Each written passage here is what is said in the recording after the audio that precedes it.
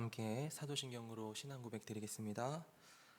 전능하사 천지를 만드신 하나님 아버지를 내가 믿사오며 그 외아들 우리 주 예수 그리스도를 믿사오니 이는 성령으로 잉태하사 동정녀 마리아에게 나시고 본디오 빌라도에게 고난을 받으사 십자가에 못 박혀 죽으시고 장사한 지 사흘 만에 죽은 자 가운데서 다시 살아나시며 하늘에 오르사 전능하신 하나님 우편에 앉아 계시다가 저리로서 산자와 죽은 자를 심판하러 오시리라.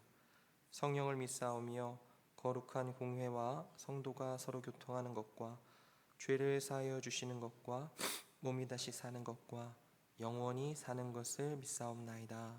아멘.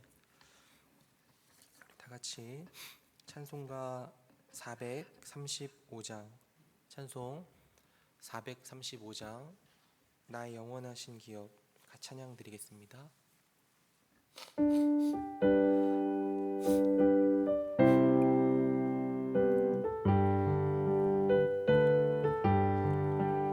나의 영원하신 기업 생명보다 귀하다. 나의 갈 길 나가도록 나와 동행하소서.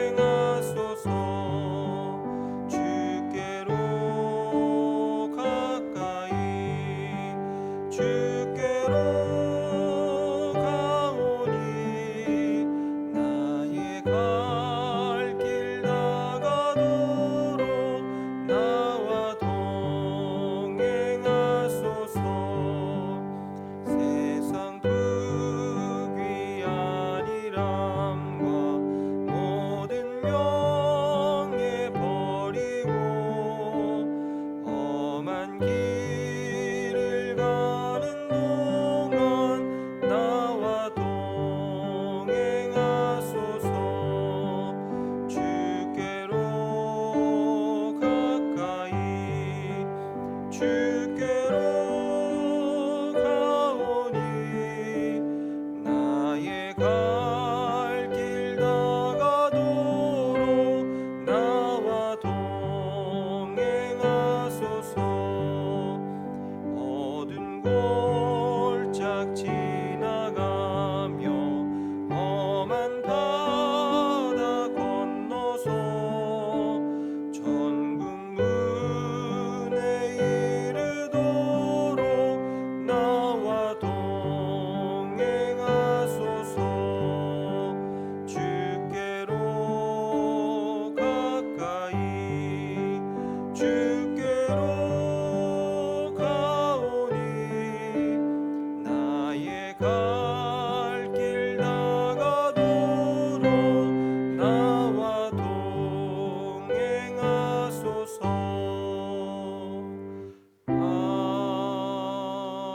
아멘. 오늘 아침에 같이 볼 하나님 말씀은 사도행전 21장 17절로부터 36절까지 말씀입니다.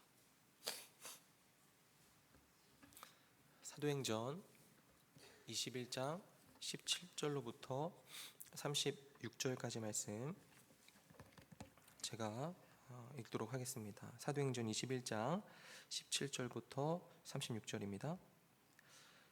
예루살렘에 이르니 형제들이 우리를 기꺼이 영접하거늘 그 이튿날 바울이 우리와 함께 야고보에게로 들어가니 장로들도 다 있더라. 바울이 무난하고 하나님이 자기의 사역으로 말미암아 이방 가운데서 하신 일을 낱낱이 말하니 그들이 듣고 하나님께 영광을 돌리고 바울더러 이르되 형제여 그대도 보는 바에 유대인 중에 믿는 자 수만 명이 있으니 다 율법의 열성을 가진 자라. 내가 이방에 있는 모든 유대인을 가르치되 모세를 배반하고 아들들에게 할례를 행하지 말고 또 관습을 지키지 말라 한다 함을 그들이 들었도다. 그러면 어찌할꼬 그들이 필연 그대가 온 것을 들으리니 우리가 말하는 이대로 하라. 서원한 네 사람이 우리에게 있으니 그들을 데리고 함께 결례를 행하고 그들을 위하여 비용을 내어 머리를 깎게 하라. 그러면 모든 사람이 그대에 대하여 들은 것이 사실이 아니고 그대도 율법을 지켜 행하는 줄로 알 것이라.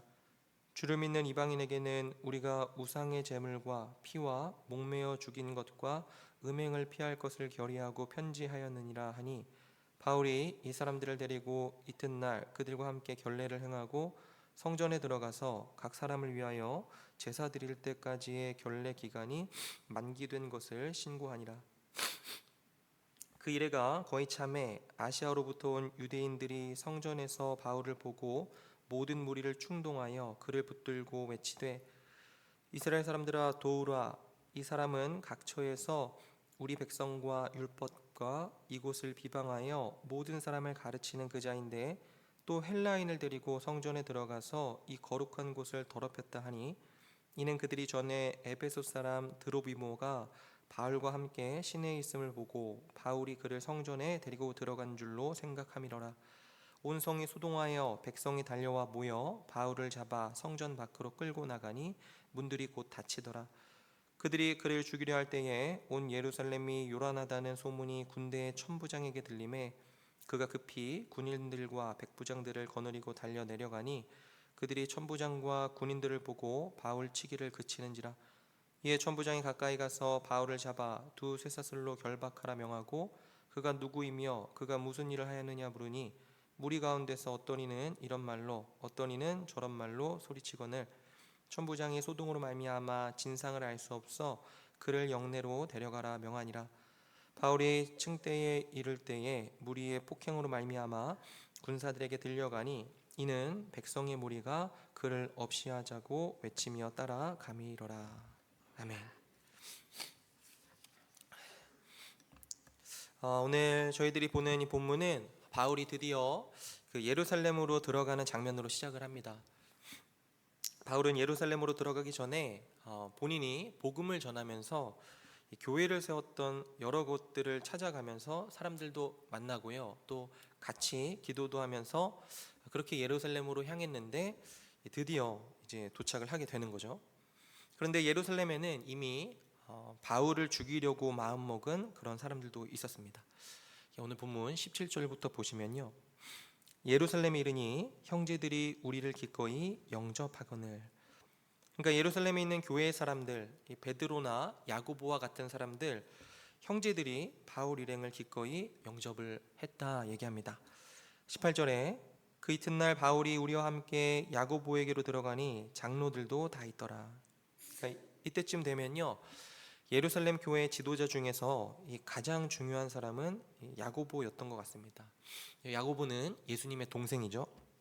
예수님이 부활하고 난 뒤에 그 예수님을 보고 회심하고 나서 그 다음에 오랜 기간 동안 예루살렘 교회에 있으면서 지도자 역할을 했던 것 같습니다. 19절을 보시면, 바울이 문안하고 하나님이 자기의 사역으로 말미암아 이방 가운데서 하신 일을 낱낱이 말하니 그들이 듣고 하나님께 영광을 돌리고. 그러니까 야고보를 포함한 그들이 바울의 이야기를 다 듣고 하나님께 영광을 돌립니다. 이건 말하자면 바울하고 이 야고보 사이에는요, 신학적인 불일치가 없었다는 겁니다. 사실 당시의 상황들을 보면 바울하고 이 야고보 사이를 이간질하려는 율법주의자들의 시도들이 많이 있었던 것 같거든요. 아무래도 야고보는 레위기에 나오는 의식법들을 다 지키는 사람이었고요, 물론 바울도 다 지키긴 했지만, 다 지키는 사람이긴 했지만, 이 바울 같은 경우에는 해외 선교를 다니면서 이방인들에게 복음을 전할 때 그 의식법들을 지킬 필요가 없다, 이렇게 이야기를 했거든요. 그리고 이건 사실이었죠. 야고보도 이것에 동의했습니다. 그렇지만 이 둘 가운데 약간의 긴장을 일으키려고 중간에 이간질하려고 하는 사람들이 있었던 거예요. 그런데 그들이 듣고 하나님께 영광을 돌리는 것으로 보아서 둘 가운데는 신학적인 차이는 없었다는 걸 우리가 확인할 수 있는 겁니다. 그런데 어쨌든 야고보가 20절에 이어서 이렇게 말을 해요. 바울더러 이르되 형제여, 그대도 보는 바에 유대인 중에 믿는 자 수만 명이 있으니 다 율법의 열성을 가진 자라. 내가 이방에 있는 모든 유대인을 가르치되 모세를 배반하고 아들들에게 할례를 행하지 말고 또 관습을 지키지 말라 한다함을 그들이 들었도다. 네, 이거 지금 무슨 말이냐면, 바울은요, 이방인들이 굳이 율법을 지킬 필요가 없다. 그러니까 할례 받는다고 구원받는 거 아니다. 이렇게 이야기한 적은 있지만 모세를 배반하고 대적하고 유대인들도 할례 받을 필요가 없고 이런 식으로 말한 건 아니었거든요. 그러니까 왜곡을 했던 거죠. 그래서 어떻게 하느냐? 22절 이하에 그러면 어찌할꼬 그들이 필연 그대가 온 것을 들으리니 우리가 말하는 이대로 하라. 서원한 네 사람이 우리에게 있으니 그들을 데리고 함께 결례를 행하고 그들을 위하여 비용을 내어 머리를 깎게 하라. 그러면 모든 사람이 그대에 대하여 들은 것이 사실이 아니고 그대도 율법을 지켜 행하는 줄로 알 것이라. 이렇게 얘기합니다.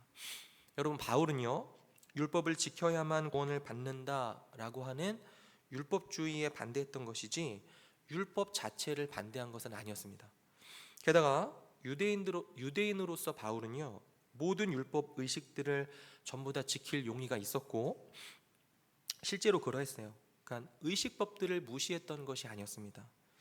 의식법들을 지켜야만 구원받는다라고 하는 그것이 잘못된 것이다라고 생각을 했던 거죠. 그래서 어떻게 하느냐? 야고보가 말하기를 사람들 가운데 오해가 있으니까 이 오해를 풀어라 이렇게 이야기하는 거죠. 물론 바울은 꼭 그럴 필요는 없었습니다. 이 결례를 바울이 꼭 행해야 할 필요는 없었어요. 그렇지만 바울은 유대인들의 오해를 사지 않기 위해서 이 정결에 관한 법을 많은 비용을 들여서 지키려고 했던 겁니다. 그러면서 계속해서 야고보가 이렇게 이야기해요. 25절입니다. 주를 믿는 이방인에게는 우리가 우상의 제물과 피와 목매어 죽인 것과 음행을 피할 것을 결의하고 편지하였느니라 하니. 지금 이건 사도행전 15장에 나오는 내용인데 이 내용이 뭐냐면 너희들 꼭 할례 안 받아도 된다. 그러나 이런 것만 피해라. 그래서 우리가 연합과 화합을 이루자라고 편지를 보낸 내용이 이 사도행전 15장에 있거든요. 그러니까 이미 그런 편지를 보냈다는 것을 말함으로써 야고보가 바울에게 하고 싶어하는 말은 이런 거죠. 당신하고 우리하고 신학적인 차이는 없습니다. 그런데 여기에 당신에 대한 오해가 너무 많이 있어요. 그러니까 당신은 안 해도 되지만 여기에서 정결례를 행했으면 좋겠습니다. 그렇게 해서 사람들의 오해를 좀 풀어주십시오. 이렇게 이야기를 하는 겁니다.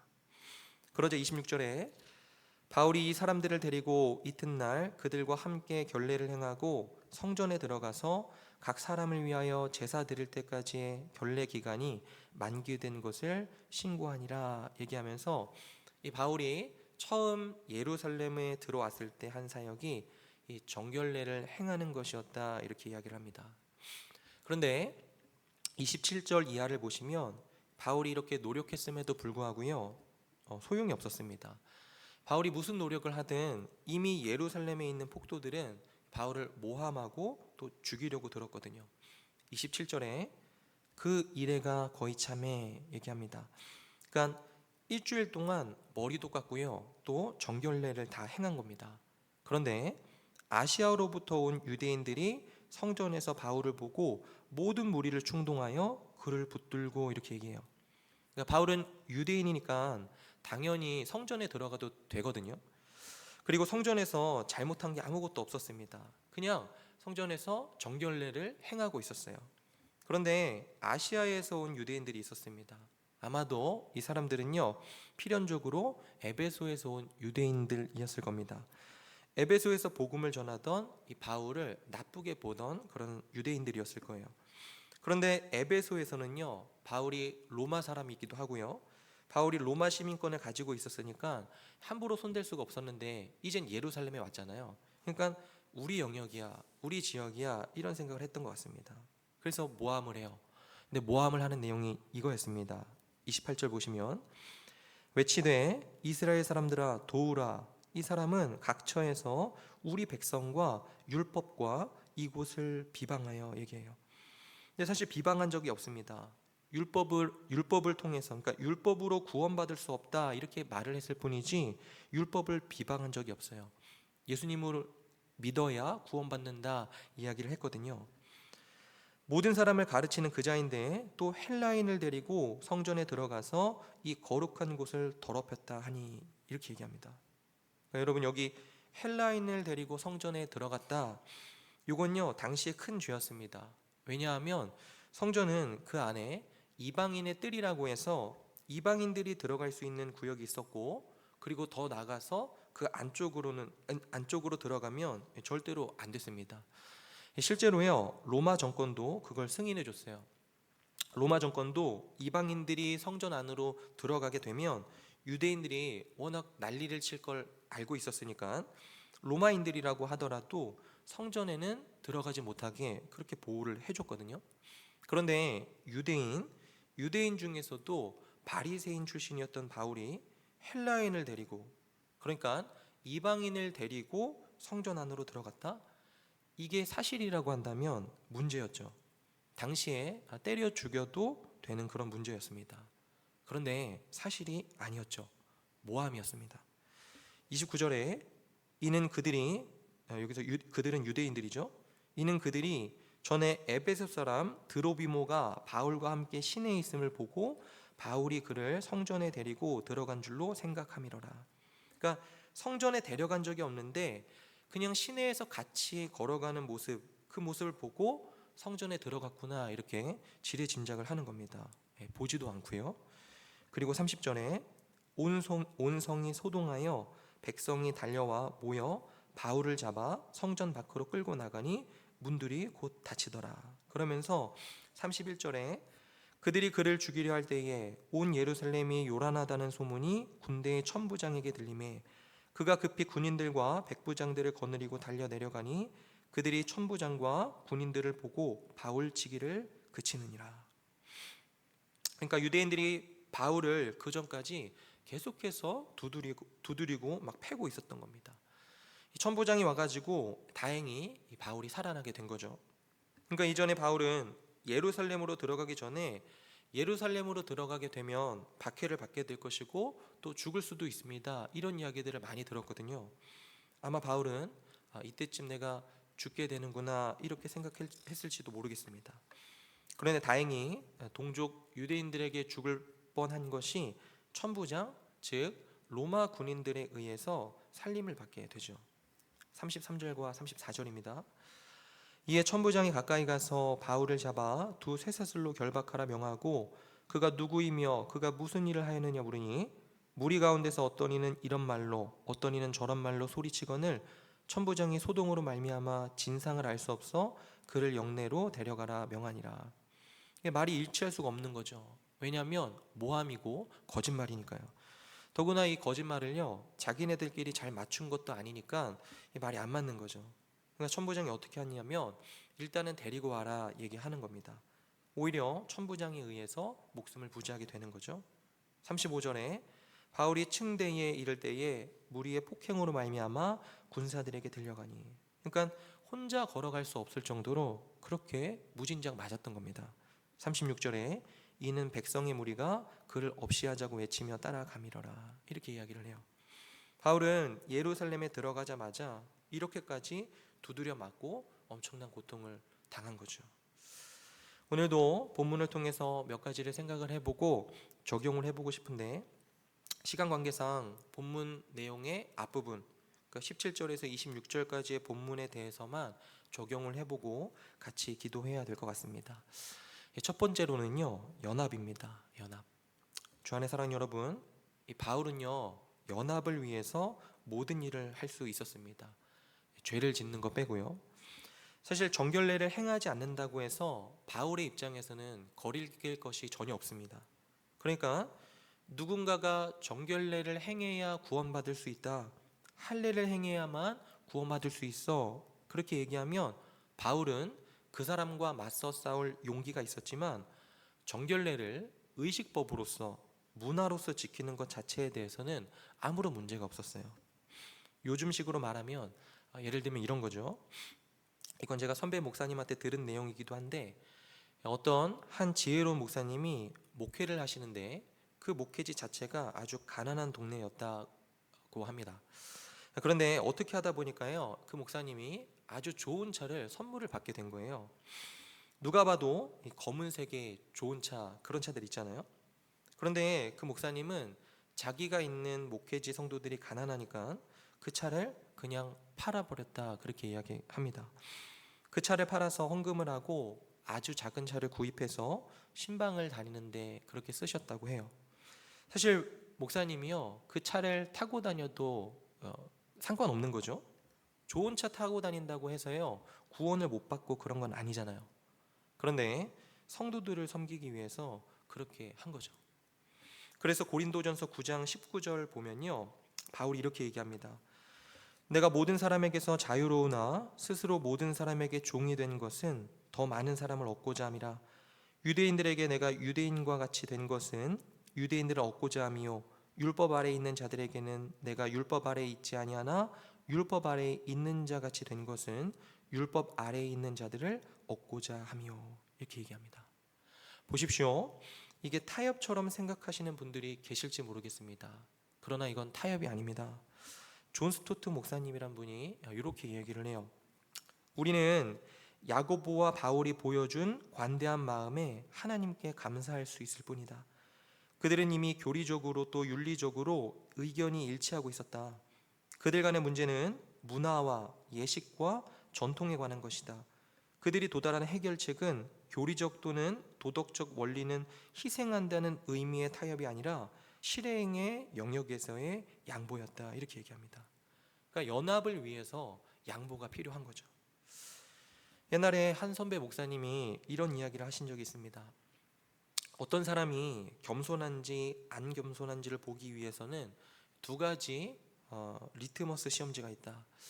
하나는 뭐냐면 그 사람이 비판을 받을 때 어떻게 행동하는가, 그걸 보는 것이고, 다른 하나는 그 사람이 연합을, 하나됨을 적극적으로 추구하는가를 보면 알 수 있다, 이렇게 얘기했습니다. 그러니까 비판받을 때 어떻게 행동하는가, 연합을 어떻게 하려고 하는가. 그러니까 비판을 받을 때요 막 분노하고 자기 방어하고, 야 도대체 너가 어떻게 나한테 그럴 수 있어, 이런 식으로 하면 그걸 말하는 그 사람 안에는 교만이 활활 타고 있다라고 하는 거예요. 그리고 또 하나는 교만한 사람은 연합을 하지 못한다는 거죠. 근데 그 이야기를 들으면서 제가 저에 대해서 생각을 해봤습니다. 저 같은 경우에는요 상대적으로 저를 비판한다고 해서 그렇게 분노하는 성격은 아닌 것 같아요.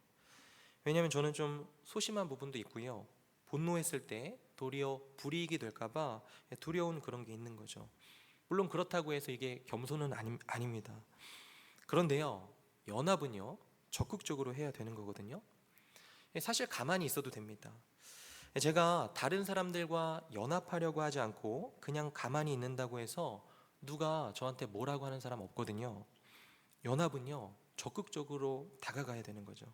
근데 이 부분은 제가 좀 상대적으로 약한 것 같더라고요. 그래서 저는 교역자니까 그냥 남들 사역, 남들 하는 사역 다 알 필요가 있나? 나 혼자 알아서 잘하면 되는 거지, 이런 생각들을 합니다. 근데 이게 교만한 거죠. 배워야 되는데도 말이죠. 마찬가지인 것 같습니다.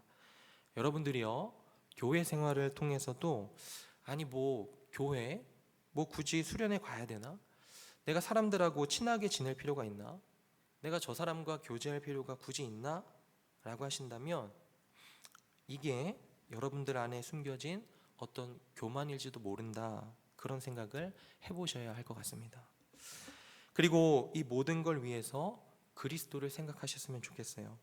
그분이 우리와 연합하기 위해서 어떻게 자기 자신을 낮추셨는지를 보는 거죠. 4세기 교부였던 아우구스티누스가 이런 시를 썼는데 한번 들어보십시오. 인간을 만드신 분이 인간이 되었으니 별을 다스리는 분이 어머니의 품에서 젖을 먹고, 떡이신 분이 굶주리시고, 샘이신 분이 목마르시고, 빛이신 분이 주무시고, 길이신 분이 여정에 지치시고, 진리이신 분이 거짓 증인이라 고소당하시고, 선생이신 분이 채찍에 맞으시고, 터이신 분이 나무에 달리시고, 능력이신 분이 약해지시고, 치료자이신 분이 상처 입으시고, 생명이신 분이 죽게 되셨습니다. 이렇게 적습니다. 예수님께서요 우리를 사랑하셔서 우리와 하나가 되기 위해서 이렇게 적극적이셨습니다. 우리는 이 사실을 생각하면서 어떤 마음을 품어야 할까요? 우리들 역시 성도들과 이웃과 더불어서 연합하고 함께 하려는 그런 마음 품어야 되는 거 아닐까요? 오늘도 하루를 시작하면서 말씀을 통해서 알고 또 깨닫게 하신 부분들 붙들고 승리하는 그런 하루가 되었으면 좋겠습니다. 하나님께서 그런 은혜를 우리 모두에게 허락해 주시기를 주님의 이름으로 축원드립니다. 기도하겠습니다. 사랑과 은혜가 풍성하신 아버지 하나님, 오늘도 우리에게 새 하루와 새 날을 허락하여 주시니 감사를 드립니다. 오늘 본문을 통해서 모든 사람에게 자유로우나 더 많은 사람을 얻고자 스스로 모든 사람에게 종이 되었던 이런 바울의 모습을 생각해 보게 됩니다. 또한 뒷부분 나누지 못했지만 고통과 모함 속에서도 복음을 전했던 바울의 모습 역시 보게 됩니다. 하나님이 모든 사실들을 통하여 우리와 연합하기 위해 자신을 낮추신 예수 그리스도의 모습과 우리를 위해서 거짓으로 고소당하시고 모함당하시고 불명예를 참으신 우리 주님을 발견하게 하셔서 오늘도 주님을 붙들고 주와 동행하며 주의 뜻을 행하며 살아가는 우리 모두가 되게 하여 주옵소서. 오늘 하루도 하나님을 영화롭게 하며 주 안에서 기뻐하는 우리 모두가 되기를 간절히 소망하며 감사드리며 우리 구주 예수 그리스도 이름으로 기도드리옵나이다. 아멘. 하늘에 계신 우리 아버지여, 이름이 거룩히 여김을 받으시오며 나라의 임하옵시며 뜻이 하늘에서 이루어진 것 같이 땅에서도 이루어지이다. 오늘날 우리에게 일용할 양식을 주옵시고 우리가 우리에게 죄 지은 자를 사하여 준 것 같이 우리 죄를 사하여 주옵시고 우리를 시험에 들게 하지 마옵시고 다만 악에서 구하옵소서. 대개의 나라와 권세와 영광이 아버지께 영원히 있사옵나이다. 아멘. 우리 같이 기도하겠습니다. 첫 번째 기도 제목입니다. 겸허히 스스로를 낮추는 겸손한 마음을 주셔서 비판을 받아도 겸허히 받아들일 수 있는, 그리고 더 적극적으로 연합하는 우리가 되게 하여 주옵소서. 두 번째입니다. 우리와 연합하기 위해서 자신을 낮추신 그리스도를 바라보면서 그리스도의 사랑을 기억하는 성문 공동체가 되게 하소서. 마지막입니다. 육체의 질병으로 고생하는 성도들에게 회복의 은혜를 허락하시고 고통과 어려움 중에 있는 성도들의 필요를 채워 주옵소서. 우리 세 가지 기도 제목 놓고 함께 기도하시고 개인의 기도 제목으로 기도하시다가 자유롭게 돌아가시면 되겠습니다. 같이 기도하겠습니다.